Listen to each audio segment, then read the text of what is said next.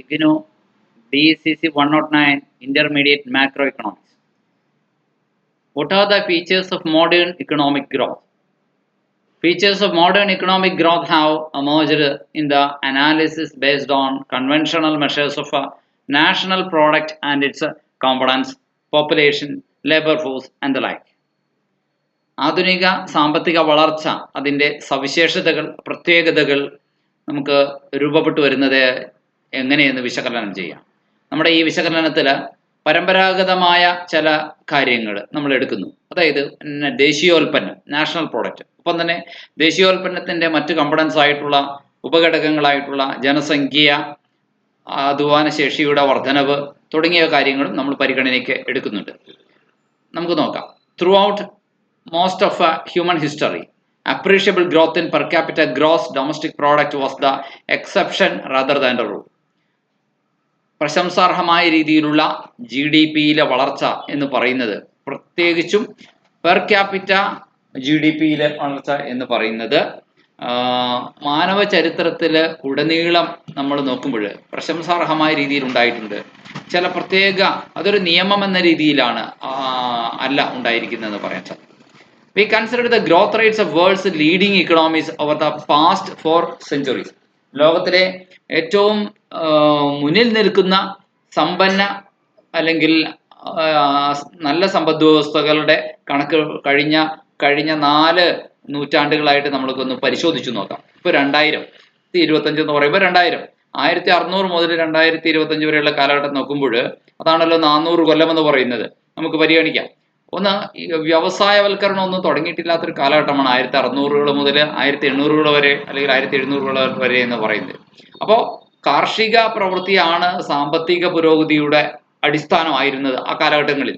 So dominance of agrarian economy ആയിരുന്നു pre industrial കമ്മ്യൂണിറ്റിയുടെ സാമ്പത്തിക വളർച്ചയുടെ അടിസ്ഥാനം എന്ന് പറയുന്നത്. കാർഷിക മേഖലയുടെ പ്രാമുഖ്യം അല്ലെങ്കിൽ ആധിപത്യം ഉണ്ടായിരുന്നു, ഡോമിനൻസ് ഉണ്ടായിരുന്നു. In the early part of this period, ഈ കാലഘട്ടത്തിന്റെ ആദ്യ ഭാഗത്ത് India and China were the world's largest economies in terms of total GDP. Total GDP-യുടെ കാര്യത്തിൽ ലോകത്തിലെ ഏറ്റവും വലിയ സമ്പദ് വ്യവസ്ഥകളായിരുന്ന രാജ്യങ്ങൾ ഇന്ത്യയും ചൈനയുമായിരുന്നു. In 1700s, India and China were the 2 largest economies in the world by total GDP, with India's share estimated at around 24-25%. ഇന്ത്യക്ക് ഏകദേശം ലോകത്തിൻ്റെ തന്നെ മൊത്തം GDP-യിൽ 24-25 കാൽഭാഗത്തോളം ഇന്ത്യയുടെ ഒറ്റയ്ക്കുള്ള ഷെയർ ഉണ്ടായിരുന്നു. പിന്നെ ചൈനയുടെയും കമ്പാരബിൾ സൈസ് തന്നെ, ഏതാണ്ട് അതിനോട് അടുത്ത് തന്നെ ഒരു സൈസിൽ ലോക GDP-യിൽ ചൈന ഒറ്റ രാജ്യം ഇന്ത്യയോടൊപ്പം തന്നെയും സംഭാവന ചെയ്യുന്നുണ്ടായിരുന്നു. Driven by their large population. കാരണം വൻ ജനസംഖ്യ ഉണ്ടായിരുന്നു എന്നതും കൊണ്ടും ആൻഡ് അഡ്വാൻസ്ഡ് കൃഷിക്ക് ജനസംഖ്യ പ്രധാനമാണ്. അതുകൊണ്ട് അഡ്വാൻസ്ഡ് ആയിട്ടുള്ള അഗ്രികൾച്ചറൽ മാനുഫാക്ചറിങ് സെക്ടറുകളൊക്കെ അന്ന് അവിടെയൊക്കെ ഉണ്ടായിരുന്നു എന്നതുകൊണ്ടും അവർക്ക് ഇതൊക്കെ സാധിച്ചു എന്നുള്ളതാണ് പറഞ്ഞു വരുന്നത്. അപ്പോൾ 1600 1700 നോക്കുമ്പോൾ ഇന്ത്യയും ചൈനയും അത്യാവശ്യം ലോകത്തിൽ തന്നെ ഒരു സമ്പന്ന രാജ്യങ്ങളായി പോയിരുന്ന കാഴ്ചയാണ്. എന്നാൽ 1800കളിലേക്ക് വരുമ്പോൾ നമുക്ക് 1800 1900 എന്ന ഒരു ചിത്രം എടുത്ത് നോക്കുമ്പോൾ the industrial revolution and western ascendancy ആണ്. വ്യാവസായികമായ വിപ്ലവം നമുക്കറിയാം. ഇംഗ്ലണ്ടിലാണ് വ്യവസായ വിപ്ലവം ആരംഭിക്കുന്നത്. യൂറോപ്പിലാണ് ജെയിംസ് വാട്ട് ആവിയന്ത്രം കണ്ടുപിടിക്കുന്നത്. ജെയിംസ് വാട്ടിന്റെ ആവിയന്ത്രം യന്ത്രങ്ങളുടെ ഉപയോഗത്തിന് കാരണമായി. അത് വ്യവസായശാലകളിൽ ഉപയോഗപ്പെടുത്തിയിട്ട് കുറച്ചു സമയം കൊണ്ട് മനുഷ്യനല്ലാത്ത യന്ത്രത്തിന് ക്ഷീണമറിയാതെ പ്രവർത്തിക്കാൻ കഴിയുന്നത് കൊണ്ട് കുറച്ചു സമയം കൊണ്ട് ഒരുപാട് അളവിൽ ഉൽപ്പാദനം നടത്താൻ സാധിക്കും. ഫാക്ടറികൾക്കുള്ളിൽ യന്ത്രങ്ങൾ വലിയ നിർമ്മാണ പ്രവർത്തനങ്ങൾക്ക് ചുക്കാൻ പിടിച്ചു എന്ന് കാണാൻ സാധിക്കും. അപ്പോൾ അവരുടെ വളർച്ച എന്ന് പറയുന്നത് വ്യവസായ വിപ്ലവത്തോടുകൂടി വെസ്റ്റേൺ കൺട്രീസിന്റെ അസെൻഡൻസ് അഥവാ സൂര്യോദയം അല്ലെങ്കിൽ അവരുടെ ഉദയം ഉണ്ടാവുകയാണ് 1800 1950 വരെയും. അപ്പോൾ പാശ്ചാത്യ ആധിപത്യത്തിന് കാരണമായി എന്ന് പറയാം. 1600 1700 ഇന്ത്യ ചൈന സാമ്പത്തിക മേൽക്കോയ്മയും മേധാവിത്വം ഒക്കെ അസ്തമിക്കുന്നതിന് കാരണമായത് ഇതാണെന്ന് പറയാം. പിന്നെ അവർക്ക് വേണ്ടിയിരുന്നത് റോ മെറ്റീരിയലാണ്. സ്വാഭാവികമായിട്ട് അവർ റോ മെറ്റീരിയലൊക്കെ കിഴക്കൻ രാജ്യങ്ങളിൽ നിന്ന് ഇന്ത്യയിൽ നിന്നും ചൈനയിൽ നിന്നൊക്കെ കളക്ട് ചെയ്തുകൊണ്ട് പോയി അവർ ഉൽപ്പാദനം നടത്തി അതൊക്കെ ഇന്ത്യയിൽ നിന്നും ചൈനയിലും ഒക്കെ തന്നെ വിറ്റ് പണം ഉണ്ടാക്കുന്ന രീതി തിരിച്ച്. അപ്പൊ യൂറോപ്പിന്റെ മേധാവിത്വം അങ്ങനെയാണ് ഉണ്ടാകുന്ന പറയാം. എക്സ്പോണൻഷ്യൽ ഗ്രോത്ത് ആണ് എന്ന് വെച്ചാൽ ഗുണിതങ്ങളായിട്ടുള്ള വളർച്ചയാണ് ഉണ്ടായത്. വെറും വർധനവല്ല, പ്ലസ് അഡീഷൻ ആഡിറ്റീവായ ഗ്രോത്ത് അല്ല, മറിച്ച് മൾട്ടിപ്ലിക്കേറ്റീവ് ആയിട്ടുള്ള ഗ്രോത്ത് ആണ് ഉണ്ടായത്. അതാണ് എക്സ്പോണൻഷ്യൽ ഗ്രോത്ത് എന്ന് പറയുന്നത്. This led to exponential growth in GDP with the UK's GDP growing 32 fold between 1830 and 2008. 1830 2008 ഇടയിലുള്ള കാലഘട്ടത്തിൽ ബ്രിട്ടന്റെ GDP 32 മടങ്ങാണ്. എന്ന് വെച്ച് കഴിഞ്ഞാൽ 1 രൂപ ഉണ്ടായിരുന്ന സ്ഥാനത്ത് 32 രൂപയായി വർദ്ധിച്ചു എന്ന് പറയുമ്പോൾ 1 രൂപയല്ല, അന്നത്തെ കോടിക്കണക്കിന് രൂപ ഉണ്ടാവും തീർച്ചയായിട്ടും. അത് അനേകം 32 അതിന്റെ തന്നെ എത്രയാണോ ഉണ്ടായിരുന്നത് അതിന്റെ തന്നെ 32 മടങ്ങായി വർദ്ധിക്കുക എന്ന് പറഞ്ഞാൽ വലിയ ഈ 200 വർഷക്കാലം കൊണ്ട് ബ്രിട്ടൻ സംഭവിച്ച ഉയർച്ച അത്രയ്ക്ക് വലുതാണ്. എന്നാൽ 1580 1820 കാലഘട്ടങ്ങളിൽ the Netherlands was a leading industrial country. Netherlands ഒക്കെ ഒരു വലിയ വ്യാവസായിക രാജ്യമായിരുന്നു. Experience an average annual growth in real GDP per worker hourly 0.2%. Real GDPയിൽ ഒരു വർക്കർക്ക് എന്ന കണക്കിന് 0.2% ആനുവൽ GDP ഉണ്ടാക്കാനായിട്ട് അവർക്ക് കഴിഞ്ഞതായിട്ട് കാണാൻ സാധിക്കും. എന്നാൽ ഇന്നത്തെ കഥ നമുക്ക് നോക്കാം. പഴയ യൂറോപ്യൻ രാജ്യങ്ങളൊക്കെ എങ്ങനെയായിരുന്നു എന്നതിനപ്പുറം ഇന്ന് ലോകത്തിലെ ഡോമിനൻസ് ഷിഫ്റ്റ് ചെയ്യുകയാണ്. The United States eventually surpassed British Empire.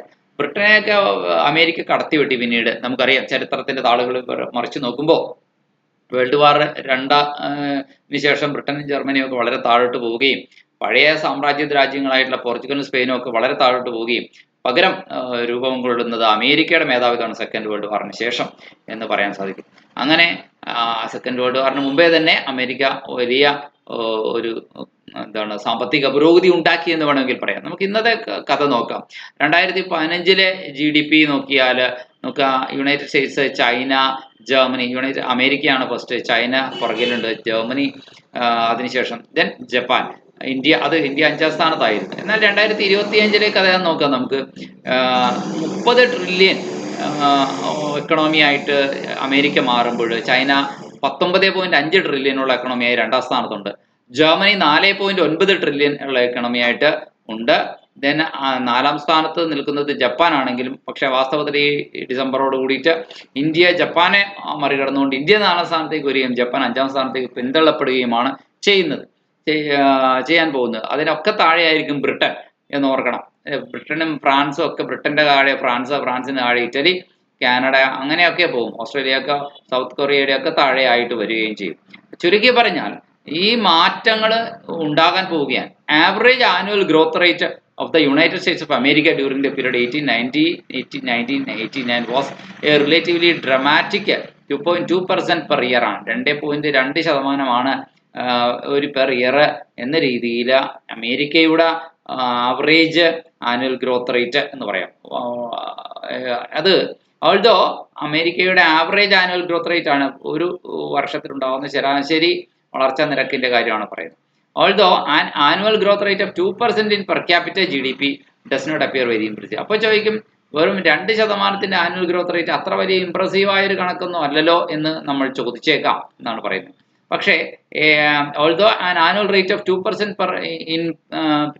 in per capita GDP does not appear very impressive, a moment's reflection reveals its enormous potential of such a growth rate. if such a growth rate is sustained. പക്ഷെ വേറൊരു കാര്യം നോക്കണം, ഈ 2% growth rate നിലനിർത്താൻ കഴിയുകയാണെങ്കിൽ enormous ആയ potential ഉണ്ട്, വൻതോതിലുള്ള സാധ്യതകളാണ് പിന്നെ അമേരിക്കയ്ക്കുള്ളത്.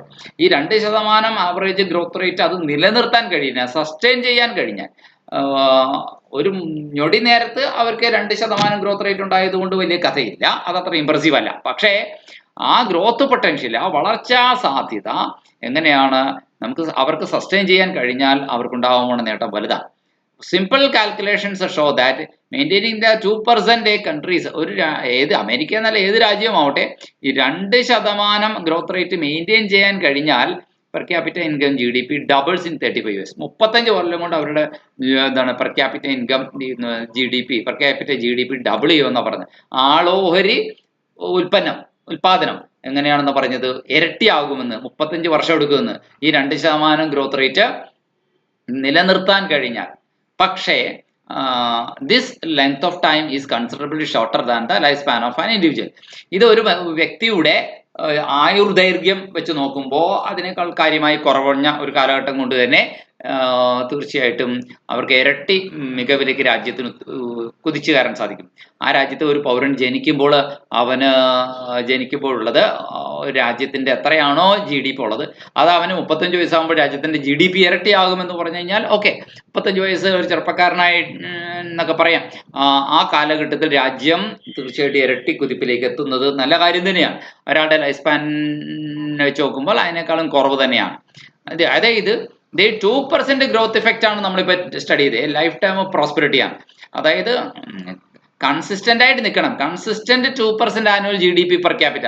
ഇടക്കിടക്ക് 2% പിന്നെ അത് 1%ലേക്ക് താഴുകയും അങ്ങനെ വരെ പോകാൻ പാടില്ല. 2% സ്ഥിരമായിട്ട് അതേപടി നിൽക്കണം. അതാണ് കൺസിസ്റ്റന്റ് ആയി നിൽക്കണം എന്ന് പറഞ്ഞാൽ. Consistent 2% annual GDP per capita growth doubles wealth within A single generation. ഒറ്റ ജനറേഷൻ്റെ ഉള്ളിൽ തന്നെ എന്ത് ചെയ്യുന്നു, രാജ്യത്തിന്റെ സമ്പത്ത് എന്ത് ചെയ്യുന്നു, വളരെ ഇരട്ടിയായിട്ട് ഡബിൾ ആക്കും എന്നാണ് പറയുന്നത്. ഇവിടെ എക്സാമ്പിൾ കാണിച്ചിട്ടുണ്ട്. GDP per capita. ഈ മനുഷ്യൻ അദ്ദേഹത്തിന്റെ തന്നെ 35 വർഷങ്ങൾക്ക് ശേഷമുള്ള അയാളുടെ ഫോട്ടോയാണ് കാണിച്ചിരിക്കുന്നത്. അപ്പോൾ 35 വർഷങ്ങൾക്ക് ശേഷം രാജ്യത്തിന്റെ GDP പണ്ട് X ആയിരുന്നെങ്കിൽ ഇപ്പം 2x ആവും. എന്ന് വെച്ച് കഴിഞ്ഞാൽ ഡബിൾ ആവും എന്നർത്ഥം 35 ഇയേഴ്സ് കഴിയുമ്പോൾ.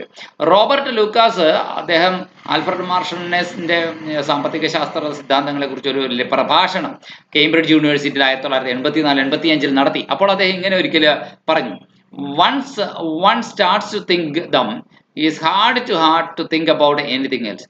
റോബർട്ട് ലൂക്കാസ് പറഞ്ഞ പെർ ക്യാപിറ്റ ഇൻകത്തെ കുറിച്ചും രാജ്യങ്ങളുടെ വളർച്ചയിലുണ്ടായ ഏറ്റക്കുറച്ചിലുകളെ കുറിച്ചൊക്കെയാണ് അദ്ദേഹത്തിന്റെ പ്രധാന പ്രഭാഷണ വിഷയമായിരുന്നത്. Rates of growth of real per capita income are diverse even over sustained periods. Indian incomes will double every 50 years. ഇന്ത്യക്കാരന്റെ വരുമാനം ഡബിൾ ആകുന്നത് ഓരോ 50 കൊല്ലം കഴിയുമ്പോഴാണ്. കൊറിയക്കാർ അങ്ങനെയല്ല, ഓരോ 10 കൊല്ലം കഴിയുമ്പോഴും വരുമാനം ഡബിൾ ആകുന്നു എന്നാണ് പറയുന്നത്. And Indian will on an average B twice as well of as his grand father. ഇന്ത്യക്കാരൻ അവന്റെ മുത്തശ്ശനേക്കാളും ട്വൈസ് ആയിട്ട് ഒരു ശരാശരി കണക്ക് വെച്ച് പറയുകയാണെങ്കിൽ ഇരട്ടി മെച്ചത്തിൽ ജീവിക്കാൻ സാധിക്കും. പക്ഷേ അതേസമയം ഒരു കൊറിയക്കാരൻ അവന്റെ മുത്തശ്ശനേക്കാളും 32 ഇരട്ടി മെച്ചത്തിൽ ജീവിക്കാൻ സാധിക്കും എന്ന് പറയുമ്പോൾ ഇന്ത്യക്കാരനേക്കാൾ വളരെ നല്ല നിലയിലാണ് കൊറിയക്കാരന്റെ കാര്യങ്ങൾ പോകുന്നത് എന്നുകൂടിയുണ്ട്. അതായത് prior to the acceleration in economic growth rate of India, when per capita income was growing at less than 1.5% per annum. നോക്കുക, സാമ്പത്തിക വളർച്ചയുടെ നിരക്ക് ഇന്ത്യയിൽ കുതിച്ചിട്ട് അധികം നാളായിട്ടില്ല. അതിനു മുൻപ് ഇവിടുത്തെ പ്രതിശീർഷ വരുമാനം വളർന്നുകൊണ്ടിരുന്നത് വെറും 1.5% എന്ന നിരക്കിലാണെന്ന് ഓർക്കണം, പ്രതിവർഷം എന്ന രീതിയിൽ. ഇവിടെ ഇന്ത്യയുടെയും സ്ലോ ഗ്രോത്തും സൗത്ത് കൊറിയയുടെ ഫാസ്റ്റ് ഗ്രോത്തും ഇവിടെ പ്രത്യേകിച്ച് എടുത്തു കാണിച്ച ഒരു ചിത്രമാണ് നമ്മൾ കാണുന്നത്. Income doubles every 50 years. ഇന്ത്യയിൽ എന്താ സംഭവിക്കുക, ഇൻകം ഓരോ 50 കൊല്ലം കഴിയുമ്പോഴും, അതായത് മുത്തശ്ശനിൽ നിന്ന് പേരക്കിടാവിലെത്തുമ്പോൾ ഡബിൾ ആകുന്നതെന്ന് വേണമെങ്കിൽ പറയാം. അതേസമയം സൗത്ത് കൊറിയയിൽ ഗ്രോത്ത് ആകുമ്പോൾ income doubles in every 10 years. ആ മനുഷ്യന്റെ തന്നെ ലൈഫിന്റെ ഉള്ളിൽ ഇൻകം ഇരട്ടിയാകുന്ന ചിത്രം കാണാൻ സാധിക്കുന്നതാണ്.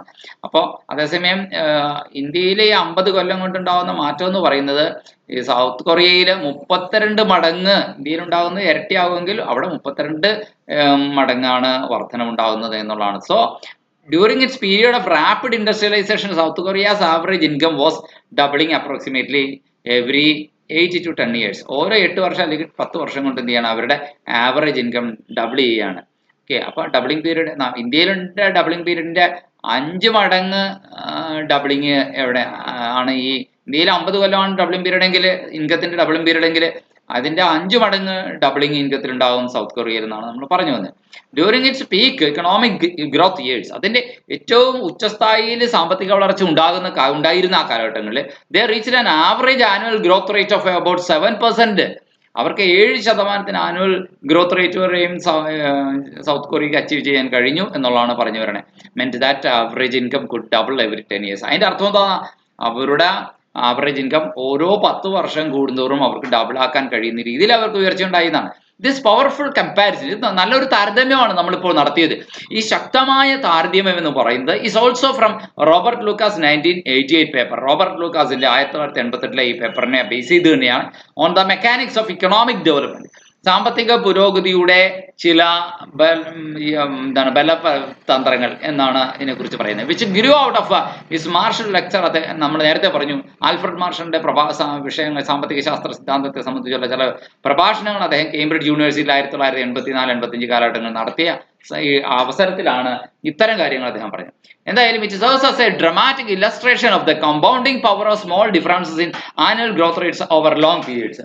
വാർഷിക വളർച്ച ദീർഘമായ കാലഘട്ടങ്ങൾക്കിടയിൽ കോമ്പൗണ്ടിങ് ആയിട്ട് പല മടങ്ങ് വർദ്ധിക്കുന്നതിന്റെ ചെറിയ ചെറിയ വ്യത്യാസങ്ങളാണ് ആനുവൽ ഗ്രോത്ത് റേറ്റിലുള്ളതെങ്കിലും അത് വാസ്തവത്തിൽ അന്തിമമായി നോക്കുമ്പോൾ എന്താണ് ലോങ് പീരീഡിലേക്ക് 50 കൊല്ലം എന്ന് പറഞ്ഞാൽ ലോങ് പീരീഡ്, ആ ലോങ് പീരീഡിലേക്ക് വെച്ച് നോക്കുമ്പോൾ വെറും 2% എന്നുള്ള ഇതിനേക്കാൾ 1.5% എന്നുള്ളതിനേക്കാൾ 2% എന്നുള്ളതാണെങ്കിലും അല്ലെങ്കിൽ 7% ആണെങ്കിലും ഒക്കെ അതുണ്ടാക്കുന്ന മാറ്റങ്ങൾ എന്ന് പറയുന്നത് വലിയ വലിയ മടങ്ങ് മാറ്റങ്ങളാണ് എന്നുള്ളതാണ് ഈ ഉദാഹരണത്തിലൂടെ നമ്മൾ പറയുന്നത്. A sustained economic growth in the last century was not experienced anywhere in the world. ഇനി കഴിഞ്ഞ 100 വർഷത്തിനിടയിൽ സുസ്ഥിരമായ ഒരു സാമ്പത്തിക വളർച്ച ലോകത്തിൽ എവിടെയും ഉണ്ടായിട്ടില്ല എന്നതും ശ്രദ്ധേയമാണ്. In the 19th and 20th centuries, only a handful of countries, mostly in Western Europe and North America, could manage to take off into a sustained growth. വളരെ ചുരുക്കം പാശ്ചാത്യ രാജ്യങ്ങൾക്കും യൂറോപ്യൻ രാജ്യങ്ങൾക്കും അമേരിക്കയ്ക്കും മാത്രമേയാണ് ഇത്തരത്തിലുള്ള ഒരു ടേക്ക് ഓഫ്, സുസ്ഥിര വികസനത്തിലൂടെയുള്ള ഒരു ടേക്ക് ഓഫ്, ഒരു കുതിച്ചു പൊങ്ങൽ ഉണ്ടാക്കാൻ കഴിഞ്ഞിട്ടുള്ളൂ. 19ാം നൂറ്റാണ്ടിലും 20ാം നൂറ്റാണ്ടിലുമായിട്ട് വളരെ ഒരു കൈപ്പിടിയോളം രാജ്യങ്ങൾക്ക് മാത്രമേ ഇത് സാധിച്ചിട്ടുള്ളൂ. ലോകത്തിലെ ബഹുഭൂരിപക്ഷം രാജ്യങ്ങൾക്ക് ഇത് സാധിച്ചിട്ടില്ല എന്ന പരമസത്യം ഇതിലൂടെ പറഞ്ഞു പോവുകയാണ്. A well known term coined by the economic historian W. Rostow, സാമ്പത്തിക ചരിത്രകാരനായിട്ടുള്ള W. റോസ്റ്റോ നൽകിയ ഒരു പദപ്രയോഗമാണ്. എന്താണ് സുസ്ഥിര വികസന പാതയിലൂടെയുള്ള ഒരു ടേക്ക് ഓഫ്, ഒരു മുന്നേറ്റമെന്ന്. ഓക്കെ, ഇനി through out most of what is commonly known as the third world. നമ്മൾ ഇന്ന് ലോകത്തിലെ 3ാം ലോക രാജ്യങ്ങൾ എന്ന് പൊതുവെ പേര് വിളിക്കുന്ന രാജ്യങ്ങളുടെ കഥ പറയാം. The growth experience only began well in the 20th century. അവരുടെ വളർച്ചയുടെ അനുഭവം എന്ന് പറയുന്നത് വെറും 20ാം നൂറ്റാണ്ടിൽ മാത്രം തുടങ്ങുന്നേ ഉള്ളൂ. For many of them probably not until the past world war II era. 2ാം ലോക മഹായുദ്ധത്തിന്റെ ആ കാലഘട്ടത്തിന് ബഹുഭൂരിപക്ഷങ്ങൾക്കും അതുവരെയും സാധിച്ചില്ല. കൊളോണിയലിസം, ബ്രിട്ടൻ പോലുള്ള രാജ്യങ്ങളുടെയൊക്കെ ആധിപത്യവും സാമ്രാജ്യത്വം അവസാനിക്കുന്നത് വരെയും അവർക്ക് സാമ്പത്തിക പുരോഗതിയിലേക്ക് ഒരു കുതിപ്പ് തുടങ്ങി വയ്ക്കാൻ പോലും കഴിഞ്ഞില്ല. ഇന്ത്യ ഒരു ഉദാഹരണമാണ്. India is the best example in this country. African കൺട്രീസും ചൈനീസ് രാജ്യങ്ങളൊക്കെ ഇതേ സാമ്രാജ്യത്വത്തിന് കീഴിൽ ആയിരുന്നു എന്ന് നമുക്കറിയാം. The now developed countries like US, Canada, Australia, etc. grew in an environment uninhabited by countries of far greater economic strength. നോക്കൂ, നമ്മൾ എന്താണ് ഇന്ന് ഡെവലപ്ഡ് കൺട്രീസ് എന്ന് പറയുന്ന അമേരിക്ക ആണെങ്കിലും കാനഡ ആണെങ്കിലും ഓസ്ട്രേലിയ ആണെങ്കിലും ഒക്കെ അവർക്കൊക്കെ വളർന്നു വരാൻ കഴിഞ്ഞ സാഹചര്യം എന്ന് പറയുന്നത് മറ്റ് രാജ്യങ്ങൾ ഒന്നും അവരെ ആധിപത്യം പുലർത്താത്ത, കോളനി ആക്കാത്ത ഒരു സുന്ദരമായ അന്തരീക്ഷത്തിൽ നിന്നുകൊണ്ട് സാമ്പത്തിക വളർച്ച കൈവരിക്കാൻ കഴിഞ്ഞ രാജ്യങ്ങളാണ്. Today the story is completely different. എന്നാൽ ഇന്നത്തെ കഥ അത് വളരെ വ്യത്യസ്തമാണെന്ന് പറയാം. The developing countries not only need to grow. ഇന്ന് വികസിത രാജ്യങ്ങൾക്ക് വളരണം എന്നത് മാത്രമല്ല, they must grow at rate that far exceed historical experience. ചരിത്രത്തിൽ നിന്നുള്ള മുൻകാല പാഠങ്ങളെ അപേക്ഷിച്ച് അനേകം മടങ്ങ് അവര് കൂടിയ നിരക്കിൽ വളരേണ്ടിയിരിക്കുന്നു എന്നുള്ളതാണ്. ഡെവലപ്ഡ് രാജ്യങ്ങളുടെ പാശ്ചാത്യ വികസിത രാജ്യങ്ങളുടെ കഥ ഓൾറെഡി എക്സിസ്റ്റ് ചെയ്യുകയാണ്. The developed world already exist. കാരണം പണ്ടത്തെ പോലെ മുന്നിൽ ഒരുകുന്ന് സമ്പന്ന രാജ്യങ്ങൾ ഇല്ലാഞ്ഞപ്പോൾ ആദ്യമായിട്ട് കാനഡയ്ക്കും അമേരിക്കയ്ക്കും ഒക്കെ പുരോഗതി, ജർമ്മനിക്കും ഒക്കെ പുരോഗതി ഉണ്ടാക്കാൻ കഴിഞ്ഞതുപോലെയുള്ള കഥയല്ല ഇനി. ഒരു കൂട്ടം വികസിത രാജ്യങ്ങൾ ഇവിടെ 24ഓളം രാജ്യങ്ങളുടെ വികസിത രാജ്യങ്ങൾ, ഡെവലപ്ഡ് കൺട്രീസിന്റെ ഫ്ലാഗ് നൽകിയിട്ടുണ്ട്. നമുക്ക് ഇവരൊക്കെ മുമ്പിൽ നിൽക്കുവാണ്. അപ്പോഴാണ് അതിന്റെ പുറകിൽ നിന്നുകൊണ്ട് ഇവരെയൊക്കെ വകഞ്ഞു മാറ്റി മുന്നോട്ട് കയറി വരിക എന്ന് പറയുന്നത് നിസ്സാര കാര്യമല്ല. അപ്പോൾ ഡെവലപ്ഡ് വേൾഡ് എന്ന് പറയുന്ന വേൾഡ് ഇപ്പോൾ ഓൾറെഡി എക്സിസ്റ്റിംഗ് ആണ്. And their access to economic resources is far higher than that of the developing countries. അവർക്ക് സാമ്പത്തിക അവസരങ്ങളിലേക്കുള്ള ലഭ്യത എന്ന് പറയുന്നത് ഒരുപാട് മുന്നിലാണെന്ന് പറയാം. അവർക്ക് മെച്ചപ്പെടാനുള്ള സാധ്യത. So exponential growth at rate of 2% per annum may well have significant long run effects. ശരിയാണ്, 2% ഗുണിതങ്ങളായി നോക്കുമ്പോഴത്തേക്കും ദീർഘകാലഘട്ടങ്ങളിൽ നല്ല നേട്ടം ഉണ്ടാകുമെന്നത് ശരി തന്നെ. പക്ഷെ അത് പോരല്ലോ. കാരണം ഇപ്പോഴേ തന്നെ സമ്പന്ന രാജ്യങ്ങൾ, ഒരുപിടി സമ്പന്ന രാജ്യങ്ങൾ മുന്നിൽ നിൽക്കുമ്പോൾ ആ 2% വെച്ചുകൊണ്ട് അവർക്ക് ഒരിക്കലും മുന്നിലെത്താൻ സാധിക്കില്ല. But they cannot match the parallel growth of human aspiration. അവരുടെ രാജ്യത്തുള്ള, കാരണം ലോകത്തിലെ ഏറ്റവും സമ്പന്ന രാജ്യത്ത് സൗകര്യങ്ങളും സുഖ സൗകര്യങ്ങളും ടെലിവിഷനിലൂടെയും ഇന്റർനെറ്റിലൂടെയും ദരിദ്ര രാജ്യങ്ങളിലെ ജനങ്ങളും അറിയുകയാണ്. അപ്പൊ അവിടുത്തെ ജനങ്ങളുടെ മനസ്സിലുള്ള മോഹങ്ങൾ വളരെ ഉയർന്നതായിരിക്കും. പെട്ടെന്ന് രക്ഷപ്പെടണം, ഉയരണം എന്നുള്ളത്. അവരുടെ മനുഷ്യന്റെ അഭിലാഷങ്ങൾക്കൊത്ത്, അവർക്ക് പ്രതീക്ഷയ്ക്കൊത്ത് അവർക്ക് പുരോഗതി ബോധ്യം ഉണ്ടാക്കി കൊടുക്കാനായിട്ട് ഈ ചെറിയ 2% വളർച്ച കൊണ്ട് സാധിക്കില്ലെന്നർത്ഥം. And increased perception of global inequalities മാത്രമല്ല, ലോകത്തിലെമ്പാടും അസമത്വങ്ങൾ പെരുകിക്കൊണ്ടിരിക്കുന്ന ഈ കാഴ്ചപ്പാടില് തീർച്ചയായിട്ടും ഈ 2% ഗ്രോത്ത് പോരാതെ വരിക വികസ്വര രാജ്യങ്ങൾക്ക്, ഡെവലപ്പിംഗ് കൺട്രീസിന്. This brief summary. അപ്പൊ നമുക്ക് ചുരുക്കി പറഞ്ഞിരിക്കുന്ന ഈ സംക്ഷിപ്ത ആശയ വിശകലനത്തില് 2 കാര്യങ്ങൾ നമുക്ക് മനസ്സിലാക്കാൻ സാധിക്കും. ക്വാണ്ടിറ്റേറ്റീവ് ആയിട്ടുള്ള ക്യാരക്ടറിസ്റ്റിക്സ് ആണ് പറഞ്ഞത് നമ്മൾ, എന്ന് വെച്ചാൽ സംഖ്യകളും അളവുകളും ശതമാന കണക്കുകളും വെച്ചിട്ട് തന്നെയാണ് ഇന്നത്തെ മോഡേൺ എക്കണോമിക് ഗ്രോത്തിനെ നമ്മൾ കണക്ട് ചെയ്യുന്നത്. അതായത് അഗ്രഗേറ്റ് റേറ്റുകൾ നമ്മൾ കമ്പയർ ചെയ്യാൻ എടുത്തു.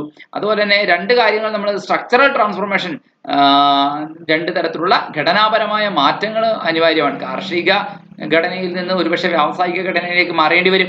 അതുപോലെ തന്നെ that relate to international spread, അന്താരാഷ്ട്ര മേഖലയിലേക്ക് അവർക്ക് കടന്നു വരാനുള്ള അവസരങ്ങളും ഉണ്ടാവുക എന്നുള്ളത് പ്രധാനമാണ്. ഈ പറഞ്ഞ കാര്യങ്ങളൊക്കെ സപ്പോർട്ട് ചെയ്യുന്ന എന്താണ്? അവർ working assumption that modern economic growth marks a distinct economic epoch. ആധുനിക സാമ്പത്തിക വളർച്ച എന്താണ്? ഒരു വ്യത്യസ്തമായ സാമ്പത്തിക യുഗത്തെ അടയാളപ്പെടുത്തിക്കൊണ്ട് മുന്നേറുകയാണ് ഇനി അങ്ങോട്ടുള്ള കാലം എന്ന്.